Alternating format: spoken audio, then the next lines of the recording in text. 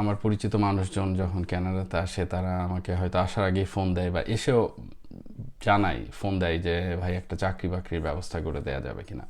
সত্যি কথা বলতে যে কানাডাতে এখন আপনারা বিশেষ করে যদি টরন্টোতে আসেন, it's very very difficult. Because টরন্টোতে ধরেন আমি যখন 7 বছর আগে টরন্টোতে আসছি, তখন দেখা গেল যে McDonald's, team Horton, like minimum ওয়েজেসের যে জবগুলো সেগুলো পাওয়া অনেক ইজি ছিল।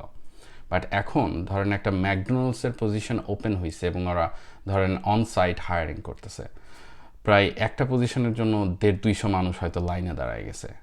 তো বুঝতেই পারতেছেন যে কত কম্পিটিটিভ। সো এই কম্পিটিশনের মধ্যে চাকরি পাওয়া খুবই ডিফিকাল্ট। আর সবচেয়ে বড় বিষয় হচ্ছে যে আমাকে যারা বলেন, আমি তখন তাদেরকে আসলেই যে অ্যাডভাইসটা দিয়ে থাকি সেটি হচ্ছে যে ভাই, এই নর্মাল মিনিমাম ওয়েজেসের রেস্টুরেন্টে কাজ করার চাইতে আপনারা কোনো প্রফেশনাল সার্টিফিকেশন করে ফেলেন। কোনো যদি লাইসেন্স নিতে হয় কোনো জবের জন্য, সেই লাইসেন্সিংগুলো নিয়ে আপনারা জবের ট্রাই করেন, which is gonna be really easy to find a job.